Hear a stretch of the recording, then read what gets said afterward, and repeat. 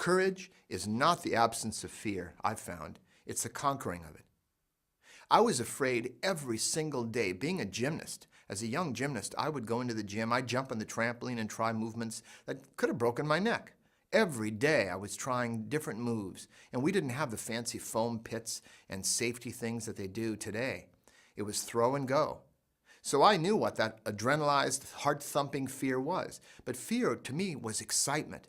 And in fact, the only difference between fear and excitement is whether you're breathing. So if you ever, God forbid, get held up at gunpoint, you can raise your hands and go, I'm so excited. Because that's the difference. Next time you think you feel afraid, ask yourself whether maybe you don't feel a little excited. So the way we become courageous is to do it anyway. We face our fears. We tackle them. We don't let the fear become our master. It's not about waiting for the feeling to go away or to feel better. Let me ask you this. If you were climbing a mountain, which would you want to put more attention on? Trying to get rid of the fear of falling or on climbing well? I know what I'd want to do. So just as we learn to accept our thoughts and our feelings, we learn to accept our fears, but move through them. Move through them. I'd like you to do a little experiment now, just for a moment. Imagine you want to go out of a doorway. You're in a dark, dusty room. Just picture that. It's dark. It's a place of little space. You want to step out into the sunlight, into the fresh air. The doorway is open. It's right there. But just as you're about to walk out, Mr. Self-Doubt or Ms. Self-Doubt steps next to you, holds an arm out and says, sorry, you can't go out. You're not ready. You're not good enough.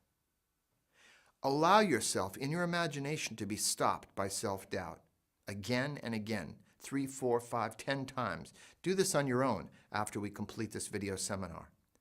Visualize that until you start to get angry or frustrated. You feel what it's like to be stopped by self-doubt.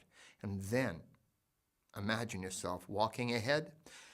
Their arm goes up and you walk right through it, and you even pull them along with you, but you're focusing on where you're going, into the sunlight.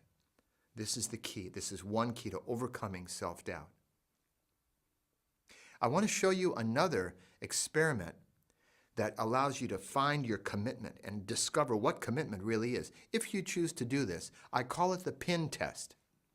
Now I'm going to grab a little stool here, and this stool has a pin in it. I stuck it point down into this wood, so it's just balancing straight up and down. I'm going to take my palm, I'm going to slam it down on this pin. Now I need to tell you right off, that if you get a new batch of pins, and these are regular sewing pins, the kind you can hem cuffs with on pants, not a needle. It's not a needle with a hole in it that you thread. It's a pin with a little head on it. You push the point down, and I would recommend trying this if you want to ever try this at home with a hardback book. Test the pins by doing a hardback book and dropping it on the pin. If it bends up in two, then it's fine. If it breaks, it's too brittle. You don't want to use those pins.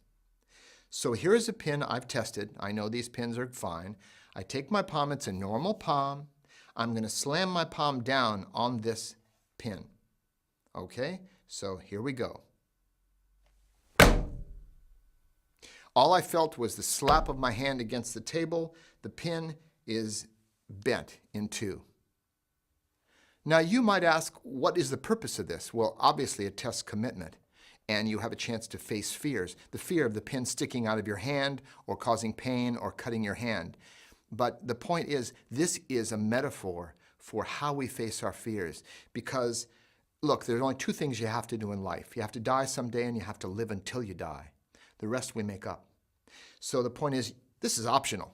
But I wanted to demonstrate this to you at least. If you want to try it, I've told you the safety rules. Test the pin first, stick it point down, and then you slam your palm. Now, if you let fear be your master, if you start slowing your hand down, hedging your bets, if you start cupping your hand to play it safe, you might get a little bit of a nick.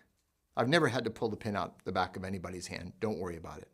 But if you commit fully, as if that pin isn't there, to slap that table. You won't even feel the pin, and there's nothing on my hand at all. The pin is bent in like so. So that's the point of the test. This tests you in the moment. What if you're driving down the road and a car comes your direction? Will you act in the moment, or will you hold back? So this is one of the many tests. Sometimes at my various seminars we do the pin test, and of course the fear is there, but it's always an interesting revelation, because when you overcome a fear, the elation you feel, the empowerment you feel is in direct proportion to how much fear you felt ahead of time. There are people who go to scary movies to experience that fear and overcome it. It's a safe way. Amusement park rides. I define amusement as maximum fear, minimum risk. And amusement park rides, roller coasters, can be a way for someone to face their fears in a relatively safe environment as well. You don't have to do that. It's not for everyone. But it's useful as a warrior training to find things that we might avoid because of fear, and seeing if we can expand our life and try them out anyway.